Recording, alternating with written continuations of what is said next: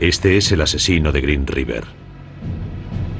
Pero para aquellos que lo conocían, Gary Leon Ridgway parecía un tipo normal y corriente.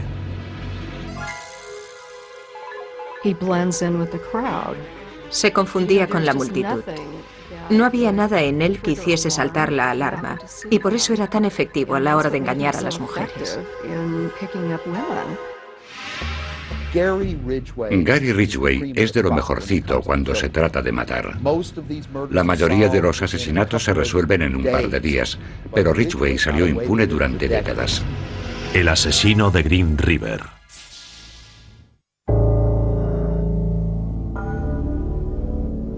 El plan era el siguiente.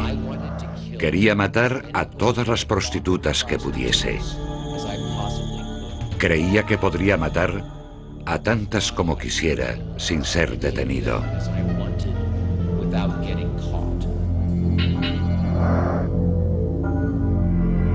El 5 de noviembre de 2003, Gary Leon Ridgway se confesó culpable del asesinato de 48 mujeres. Admitió ser el legendario asesino de Green River, un asesino en serie que mantuvo en alerta durante casi 2 décadas a la costa noroeste del Pacífico por una serie de muertes violentas. Señor Ridgway, se declara culpable de 48 cargos de homicidio en primer grado porque es culpable de cada uno de ellos. Sí. En el tribunal se leyeron uno a uno los lugares, las fechas y los nombres de las víctimas, y Gary Ridgway, impasible, reconoció cada uno de los asesinatos. Por la muerte de Wendy Lee Cofield, culpable. Colin R. Brockman, culpable. Yvonne S. Antosh, culpable. Patricia M. Barsak, culpable. En su confesión, Ridgway le contó a la policía que había matado por lo menos a 90 mujeres. Tantas que no era capaz de recordar sus caras, sus nombres y a veces incluso dónde se deshizo del cuerpo. Las víctimas eran prostitutas y fugitivas que vivían en Seattle, Washington o en los alrededores, algunas de ellas incluso de 16 años. Al igual que otros muchos asesinos en serie, el objetivo de Ridgway eran las personas vulnerables. Y las prostitutas son las más vulnerables de todas. Es el asesino en serie más prolífico de Estados Unidos. Y sus primeras víctimas aparecieron aquí, en el Green River. Estábamos todos horrorizados. Esos eran los lugares donde hacíamos picnic, donde nadábamos, donde nuestros niños corrían y jugaban, hasta que empezaron a aparecer los cuerpos.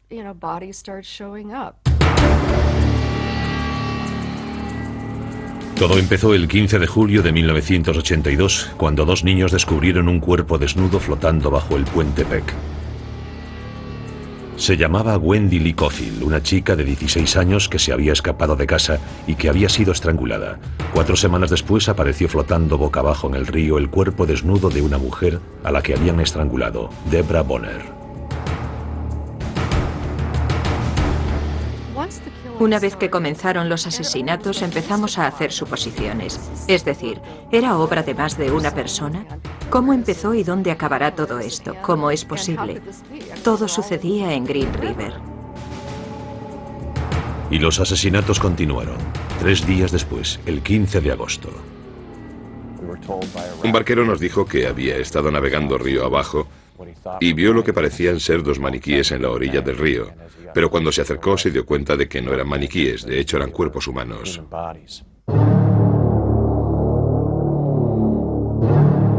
Se trataba de Cynthia Haim y Marcia Chapman. Estaban sumergidas hasta el pecho, atadas a unas piedras. Ambas habían sido estranguladas.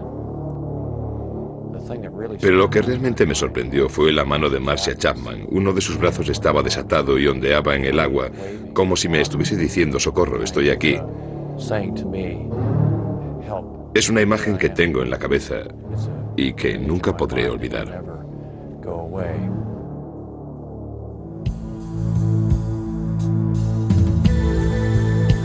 Cuando el detective principal, Dave Reicher, Descendió al lugar donde estaban los cuerpos, se encontró con otra víctima tirada sobre la hierba.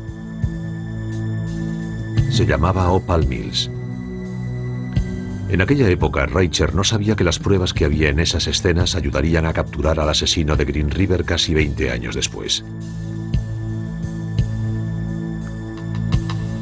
Cuando las víctimas empezaron a aparecer en el río, Ridgway estaba solo a unos minutos de allí, trabajando en la Kenworth Trunk Company de Seattle.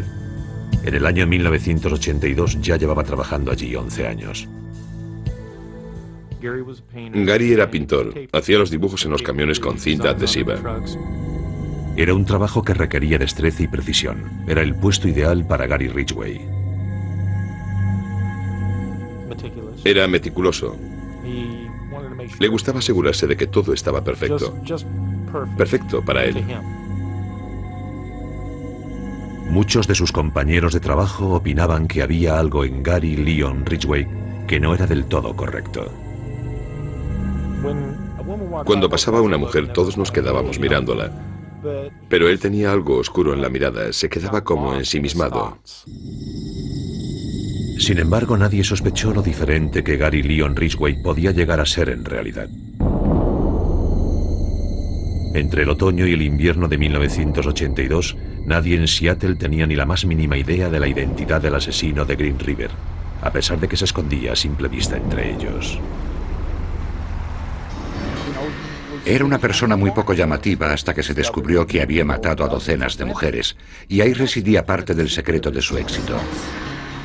Su apariencia y su comportamiento eran como el de todo el mundo, y no se comportaba ni se parecía a nadie en particular, así que pasaba desapercibido sin levantar sospechas. Incluso 20 años después, a muchos amigos y vecinos aún les seguía costando hacerse a la idea. Es la clase de persona a la que podías acercarte para darle un abrazo y decirle: hola Gary, ¿qué tal? Pero si la policía hubiese sabido más sobre la vida de Gary Ridgway, empezando por su infancia, no se sorprendería de que este hombre trabajador y cabeza de familia fuese el asesino de Green River.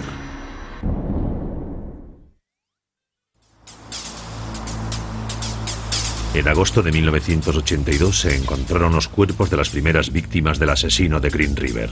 Enseguida cundió el pánico en los alrededores del río, que hasta entonces habían sido tranquilos. Para ser sincera, mi mayor miedo era estar en el lugar equivocado en el momento equivocado, estar allí para presenciar cómo alguien se preparaba para tirar un cuerpo al río. Durante ese verano, cada vez que iba sola en el coche, aparecía la policía para preguntarte qué estabas haciendo.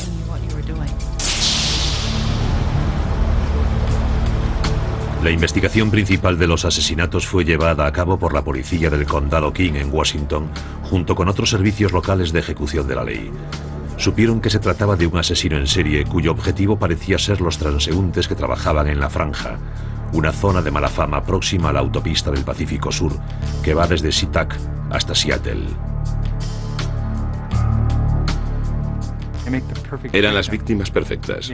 Se subían en el coche y lo hacían con discreción porque no querían que las descubriese algún policía de la secreta que podría estar observando. No querían que las descubriese la patrulla de la policía que vigilaba la zona. Por eso, como las víctimas actuaban siempre así, se convertían en blancos fáciles. A finales de 1983 habían aparecido 13 cuerpos y 2 docenas de mujeres estaban desaparecidas. Algunas de ellas habían sido vistas por última vez subiendo a una furgoneta. La policía seguía todas las pistas, incluso una que los condujo a Gary Ridgway por primera vez. Desapareció una mujer joven de nombre Marie Malvar. Un testigo dijo que la había visto subir a una furgoneta que más tarde vio aparcada en la casa de Ridgway. La policía lo interrogó y él los convenció de que no era su hombre. Su comportamiento era sencillo y no inspiraba miedo. Podías estar a su lado en la cola de la tienda y nunca se te pasaría por la cabeza que era el asesino de Green River. La vida de Ridgway tuvo un comienzo de lo más normal. Nació en Salt Lake City, Utah, el 18 de febrero de 1949. Fue el segundo de los 3 hijos de Mary y Thomas Ridgway. En 1960 la familia se trasladó al estado de Washington. Se instalaron en una casa pequeña de 3 dormitorios en McMicken Heights, que ahora pertenece a la ciudad de SeaTac. Nuestro vecindario era como un barrio de obreros. Había muchos niños que iban al colegio y jugaban todos juntos. El padre de Ridgway era conductor de autobús de la compañía Metro, que hacía la ruta de la autopista del Pacífico Sur hasta Seattle. Atravesaba la infame franja donde Gary encontraría a la mayoría de sus víctimas algún tiempo después. En casa, los Ridgway parecían la típica familia de las afueras. Al padre de Gary le encantaba montar mercadillos de garaje, mientras que su mujer era una gran jardinera. Le encantaba trabajar en el jardín, saludaba con amabilidad con aquel sombrero suyo de paja. Siempre andaba por fuera arreglando los árboles, podándolos o haciendo cosas por el estilo. Pero Ridgway desvelaría más tarde otros recuerdos de su madre. Mojaba la cama hasta que se convirtió en un adolescente, y aún se acuerda de su madre lavándole los genitales. Desarrolló un deseo sexual muy intenso hacia ella, mezclado con la humillación. Contaba que la observaba mientras tomaba el sol y que tenía fantasías sexuales con ella. Y casi al mismo tiempo, el señor Ridgway afirmaba que odiaba a su madre y que la quería matar. La mayoría de los asesinos tienen muchas fantasías en su vida, en las que mezclan la sexualidad y la violencia. Por eso llegan a creer que no pueden tener una sin la otra. La primera vez que matan puede ser incluso por diversión. Ese parece ser el caso de Ridgway, que perpetró un intento de homicidio. A la edad de 16 años se acercó a un niño de 6 que estaba jugando a indios y vaqueros. Ridgway lo llevó engañado a una zona boscosa. Una vez allí sacó una navaja y lo apuñaló. El niño se quedó muy asustado y el señor Ridgway, según contó el crío, dijo lo siguiente: solo quería ver lo que se siente cuando matas a alguien. Acto seguido se marchó riéndose. El niño sobrevivió, pero nunca identificó a Ridgway, quien admitió haber disfrutado con otros comportamientos aberrantes. Confesó que le encantaba el fuego y también que había asfixiado a un gato.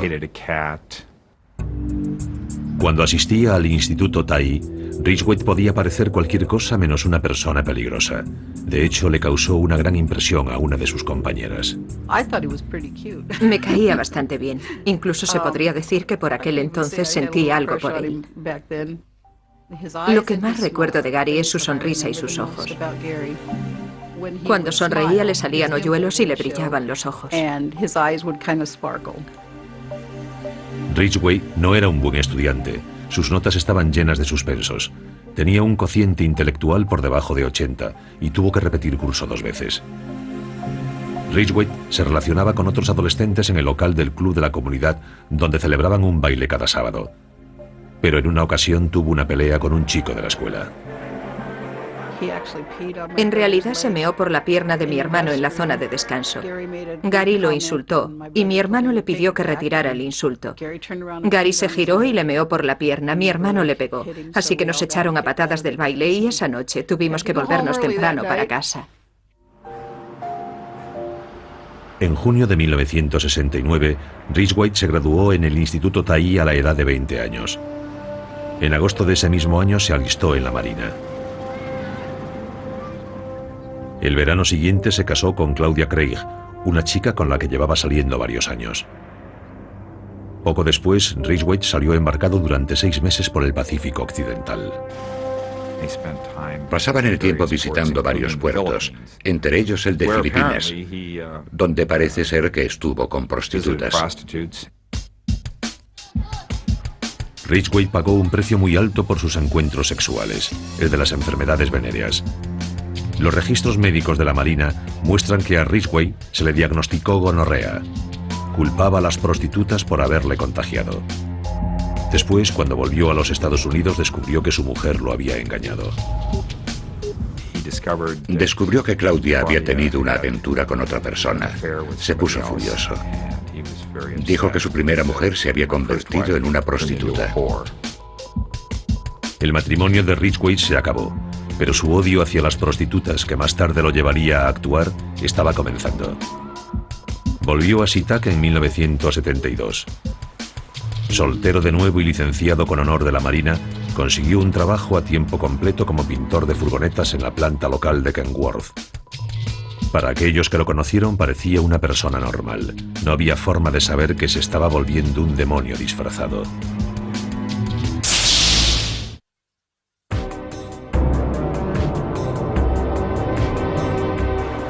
En 1972, Gary Ridgway todavía se estaba convirtiendo en un asesino. Se había descarriado cuando era joven, pero por lo que saben los investigadores aún no había cometido ningún asesinato. Los detonantes que convertirían su vida en la de un asesino en serie todavía no estaban completamente colocados, aunque sí lo estarían unos cuantos años después. En la investigación, para entender a un asesino en serie, estudiamos mucho lo que le había ocurrido al asesino cuando era pequeño. Pero ignoramos algo, su etapa de transición hasta convertirse en un hombre adulto y de mediana edad. Con 22 años, Gary Ridgway todavía estaba pasando un bache emocional.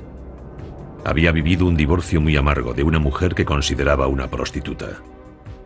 Estaba enfadado, pero eso no quiere decir que quisiese estar solo. Quedarse en casa sin una mujer a su lado no era el estilo de Gary. Cuando la gente piensa en un asesino en serie, tiende a pensar en un hombre solitario que no es capaz de tener una relación y que no puede mantener un trabajo a tiempo completo. Pero la verdad es que es justo lo contrario y Ridgway es el ejemplo perfecto. Tan solo unos meses después de que Claudia y él se divorciasen, ya había encontrado a otra persona. Conoció a una mujer llamada Marcia Winslow en un conocido local para solteros muy popular. Al cabo de un año, Gary y Marcia ya eran marido y mujer. Ella satisfacía sus necesidades. Al principio era muy servicial, cocinaba para él y le proporcionaba actividad sexual cuando él quería. Disfrutaban del sexo en cualquier parte. En especial al aire libre, en el grandioso escenario del oeste del estado de Washington. A Gary le gustaba practicar el sexo al aire libre en diversos sitios a lo largo del Green River, en el campo y en diversos lugares de las autopistas. Simplemente salía de la carretera para practicar sexo.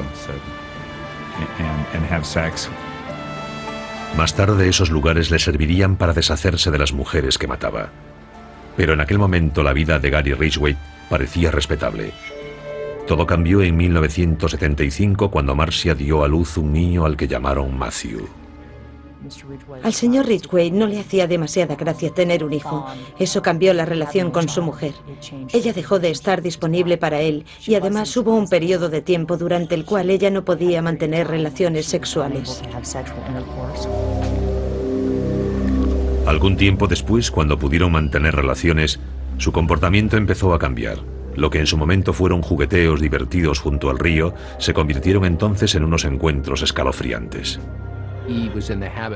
Tenía la costumbre de acercarse sigilosamente por detrás y asustarla. Parece ser que en algunas ocasiones sus jugueteos preliminares consistían en estrangularla, como él decía. La agarraba por el cuello y lo oprimía para cortarle la respiración. Marcia se marchó y pidió el divorcio. Si Gary Ridgway pensaba que su vida estaba acabada cuando se rompió su primer matrimonio, cuando Marcia rompió con él se sintió incluso peor. Años después le diría a la policía que la pérdida de Marcia fue un punto sin retorno. Pensó que había estado equivocado. Dijo que debería haberla matado y parece ser que fue después de todo esto cuando comenzó la violencia. Ridgway afirmaba, si hubiese matado a mi segunda mujer, nunca habría matado a esas prostitutas. En realidad estaba intentando castigarla. Es fácil no creerse la afirmación de Ridgway. La gente cercana al caso cree que habría matado tarde o temprano de todas formas. Pero sea cual sea su motivo, un año después de que Ridgway se divorciase, empezaron a aparecer los cuerpos de las chicas a lo largo del Green River. Recuerdo que cuando apareció la primera víctima pensamos que se podía tratar de un caso de violencia doméstica o algún tipo de caso aislado. Y después apareció otra y otra y otra. La gente estaba asustada y no daba crédito. En aquel momento nadie más sabía que el asesino era Gary Ridgway. Las víctimas eran mujeres que para él eran tan odiosas como las esposas que lo habían abandonado. Él pensaba que las prostitutas eran mujeres totalmente prescindibles y no las consideraba seres humanos. De hecho, le confesó a la policía que las consideraba basura. Las llevaba a su casa o a alguno de aquellos lugares apartados cerca del río donde alguna vez había hecho el amor con Marcia. Después se aseguraba de que se quedaban completamente desnudas. De esta forma no quedaba ninguna prueba del crimen en la ropa de las víctimas. Normalmente le rodeaba el cuello con el antebrazo desde atrás sin avisar. Era muy íntimo y personal. Había mucho contacto físico. Literalmente le exprimía hasta el último aliento al cuerpo agonizante de la víctima, y cuanto más se defendía, suplicaba y gritaba, él se sentía mejor consigo mismo. Dejaba la excitación para más tarde. El sexo con la víctima antes del crimen no era suficiente, así que volvía con frecuencia a la orilla del río donde dejaba a sus víctimas para fornicar con los cadáveres de nuevo. Ideó un sistema para enterrarlas de forma que podía volverlas a sacar para usarlas una y otra vez hasta que ya tenían gusanos o moscas. Es decir, practicaba sexo con ellas hasta que estaban casi descompuestas. Sinceramente desconozco las razones psicológicas que hay detrás de lo que hizo. Pero al menos según el señor Ridgway, su motivo era que se sentía simplemente libre. Era una cita, un acto sexual por el que no tenía que pagar. Una vez que Gary Ridgway probó la excitación del asesinato, le pareció irresistible. No me cabe ninguna duda de que realmente disfrutaba matando, y cuanto más lo hacía, más disfrutaba. Mientras tanto, ejercía de padre de un niño de casi 7 años. Aunque no se emocionó con el nacimiento de Matthew, al cabo de los años empezaron a pasar más tiempo juntos. Después del divorcio tenía a Matthew un fin de semana de cada 2 y se aprovechaba desvergonzadamente de él para atraer a sus víctimas. Convencía fácilmente a cualquiera para que entrase en la casa donde tuvieron lugar los crímenes, simplemente diciendo, esta es la habitación de mi hijo y estos sus juguetes. ¿Cómo alguien que tiene un hijo puede hacerme daño? Eso demuestra lo listo que era. Era capaz de usar a su hijo como una coartada para asegurarle a las víctimas que era inofensivo, que no les haría daño. Matthew incluso conoció por lo menos a una de las víctimas. El niño estaba en la furgoneta cuando Ridgway la llevó a un lugar apartado en el bosque. Condujo hasta un lugar aislado. Le dijo al niño que esperase en la furgoneta y después desapareció en el bosque con la mujer. Cuando volvió sin ella, el niño le preguntó, oye papá, ¿dónde está la chica? Y él le contestó que se había ido andando para casa porque vivía cerca de allí. Ridgway no se preocupaba nada por su hijo, solo usaba a la gente, la usaba como un instrumento para satisfacer sus necesidades. Lo hizo con su hijo, con sus esposas y en realidad hacía lo mismo con sus víctimas. En enero de 1984, el número de cuerpos encontrados en Green River era de 13. Los efectivos de la policía estaban desesperados intentando juntar todas las piezas para encontrar al asesino. Para Gary Ridgway, el juego de la evasión estaba empezando. Cuando comenzó el año 1984, había poco que celebrar en Seattle. Durante casi 2 años, el asesino de Green River había asesinado metódicamente una chica tras otra. El número de cuerpos seguía siendo 13, y los detectives del sheriff del condado King estaban empezando a sentirse frustrados. Es un reto. Hay un criminal ahí fuera. Hay un asesino suelto que ha huido a pesar de nuestros esfuerzos por capturarle. Un mes después, se crearon las fuerzas encargadas de Green River.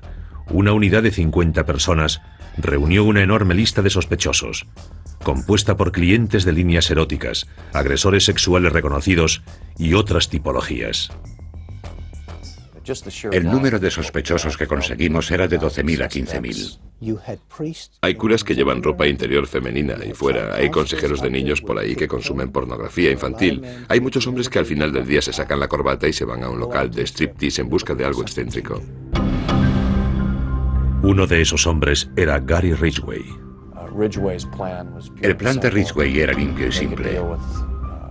Hacer un trato con una chica en la calle, llevársela en la furgoneta y nunca se les volvía a ver. El señor Ridgway pensaba continuamente en matar. Pensaba en ello a cada momento. Cuando comía, cuando dormía, es probable que incluso mientras hacía el amor con su mujer pensaba continuamente en matar y en abusar de alguna mujer en el bosque. Así era su día a día.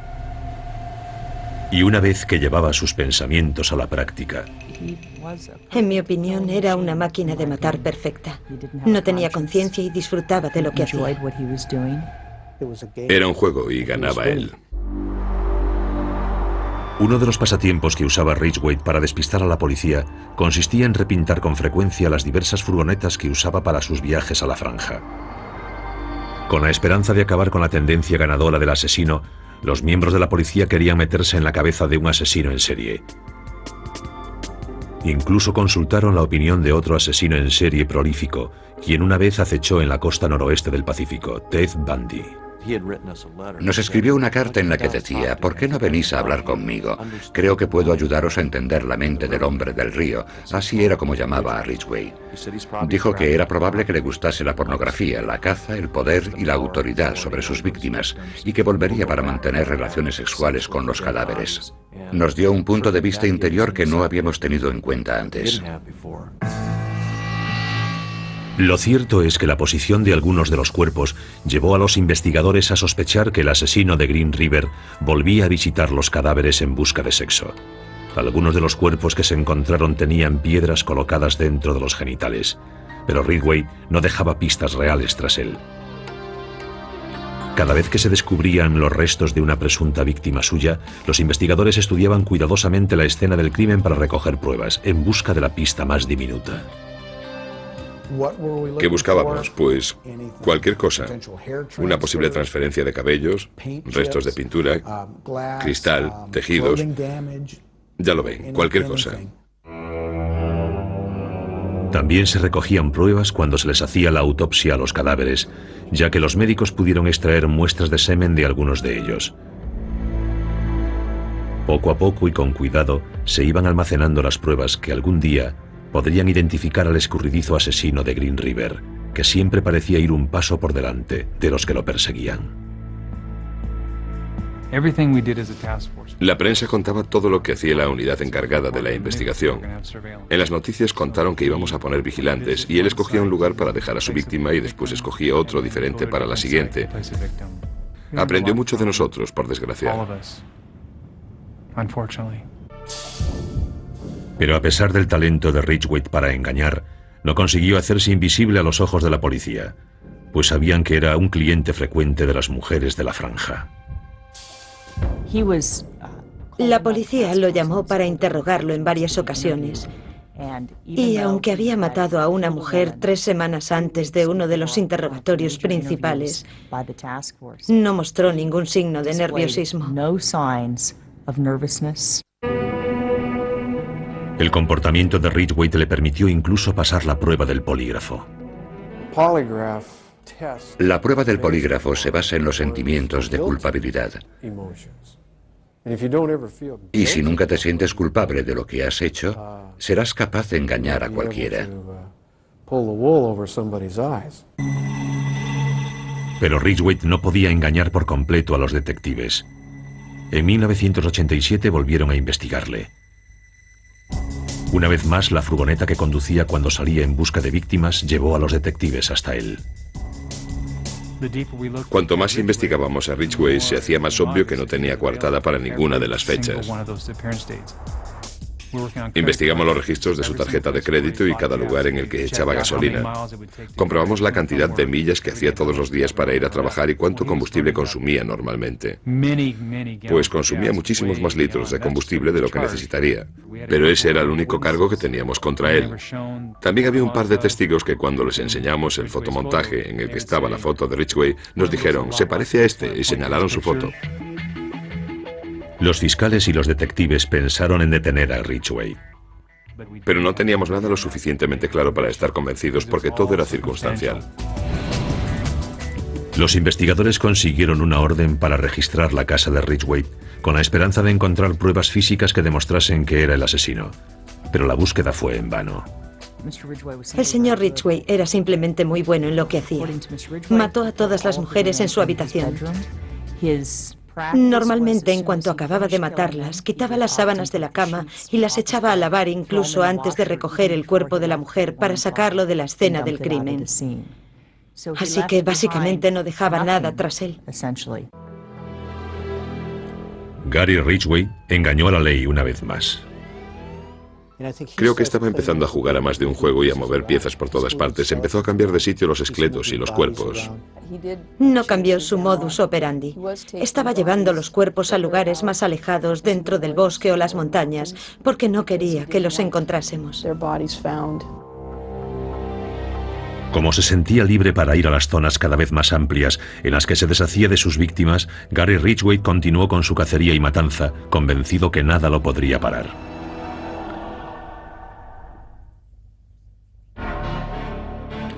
En 1988 habían muerto más de 40 mujeres, víctimas de lo que se empezaba a conocer como los asesinatos de River Green. El asesino, Gary Ridgway, seguía suelto.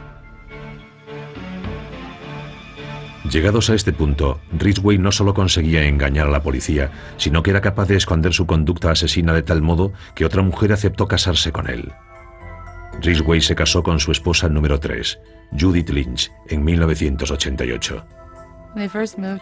Cuando llegaron aquí por primera vez estaban recién casados. Tenían un brillo especial en los ojos, siempre estaban sonriendo y siempre estaban contentos. Nunca los veía separados.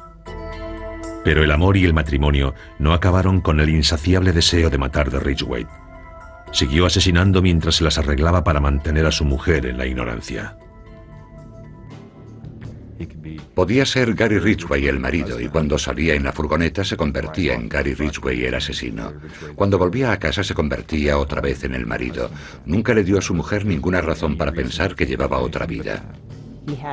Tenía una carrera de asesino que mantenía oculta a los demás.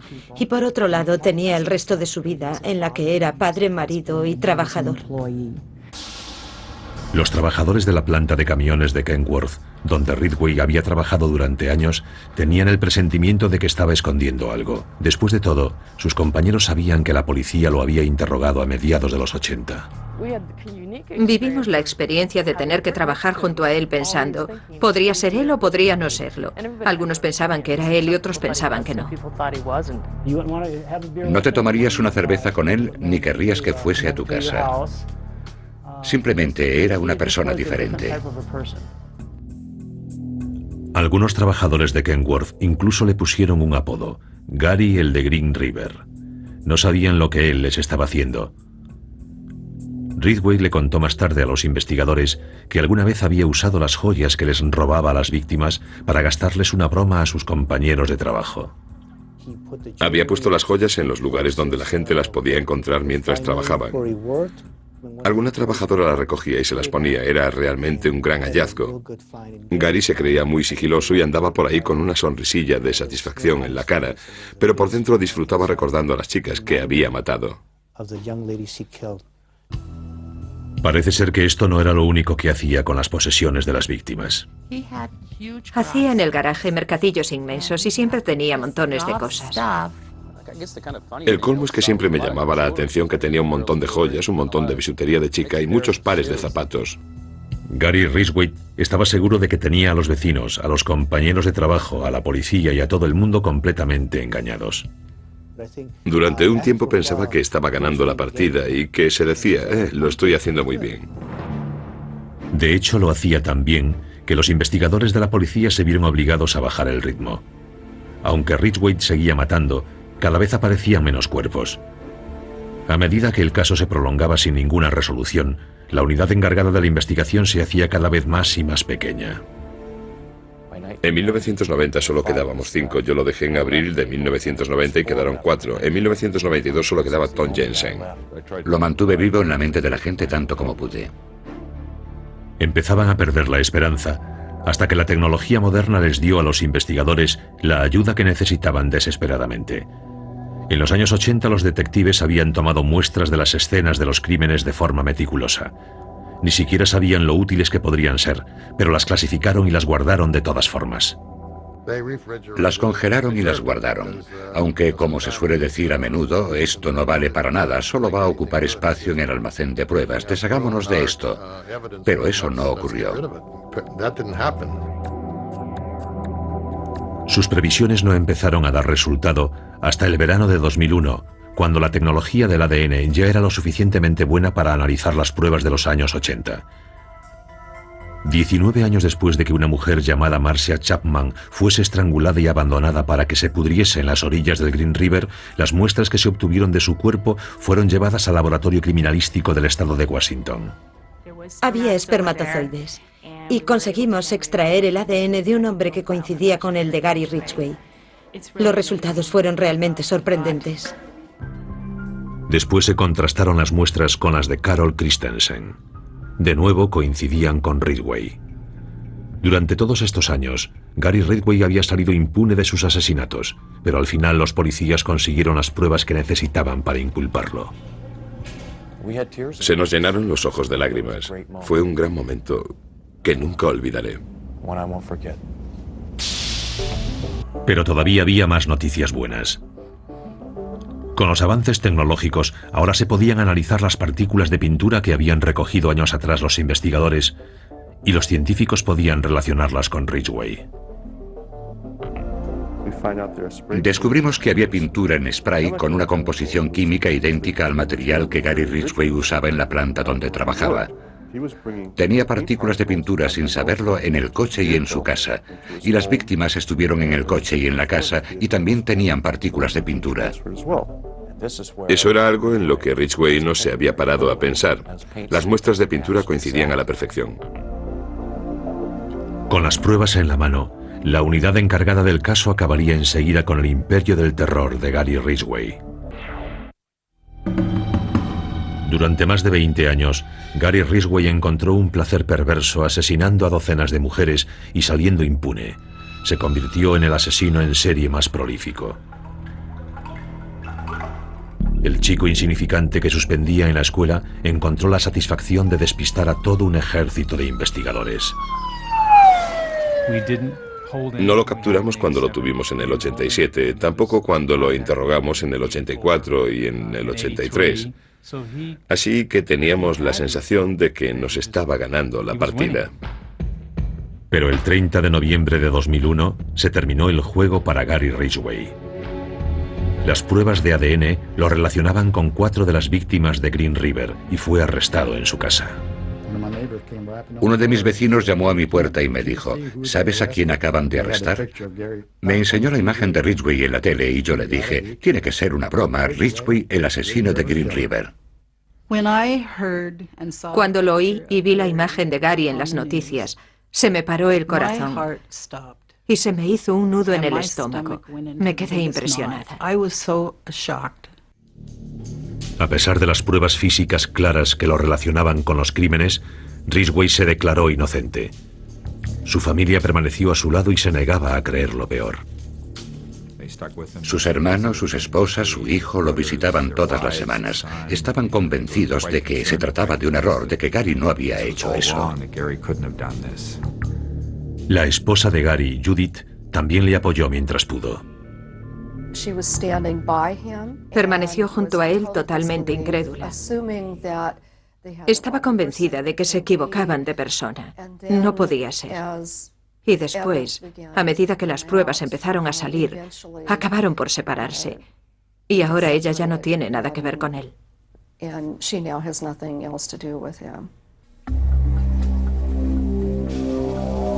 El 5 de noviembre de 2003, desaparecieron todas las dudas sobre la culpabilidad de Ridgway.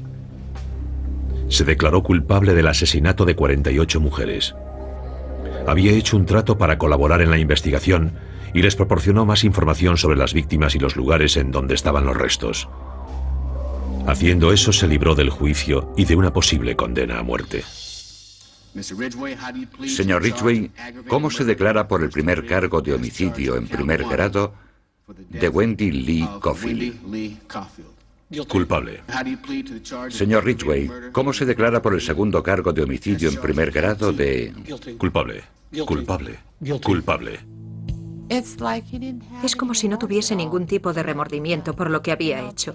Había matado a tanta gente que ni se acordaba de quiénes eran. Me parecía imposible que alguien pudiese matar a toda esa gente y no se acordase de ellos.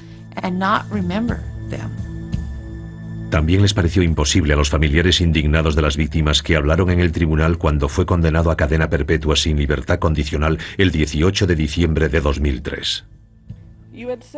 Has dicho que el recuerdo de las mujeres que te has llevado se ha desvanecido, pero el nuestro no. Dices que ellas no significaban nada para ti, pero lo eran todo para nosotros. Era una madre, una esposa y una hermana, y la echamos de menos.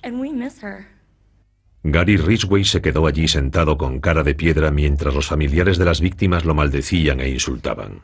Es un animal. Le deseo una muerte lenta, dolorosa y cruel. Va a ir al infierno porque es un demonio.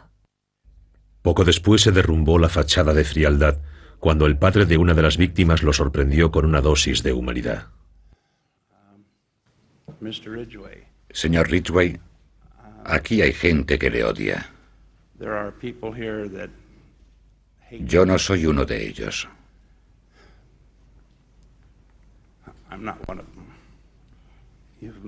Me ha hecho muy difícil estar a la altura de mis creencias. Y lo que Dios me dice que tengo que hacer es perdonar. Está perdonado, señor. Aquellas lágrimas y la declaración que hizo ese mismo día ante el tribunal fueron lo más parecido a mostrar remordimientos que Gary Ridgway había hecho nunca. Siento haber matado a esas mujeres. Tenían toda la vida por delante. Siento haberle causado tanto dolor a tantas familias.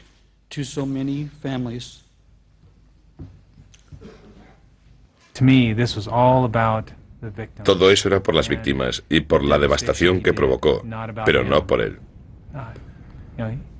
Se merecía morir por lo que hizo, pero eso no le solucionaría nada a las víctimas.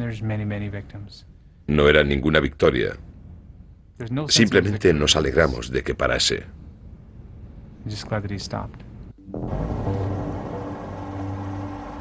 Y quizás nadie, salvo el propio Gary Ridgway, pueda desvelar nunca el secreto que lo llevó a convertirse en el asesino en serie de Green River. En cierto sentido es como si estuviésemos intentando especular con la vida mental de una serpiente. El señor Ridgway es un depredador de los pies a la cabeza. Y al final, por lo menos desde mi punto de vista, la explicación más coherente de por qué mataba es simplemente porque podía.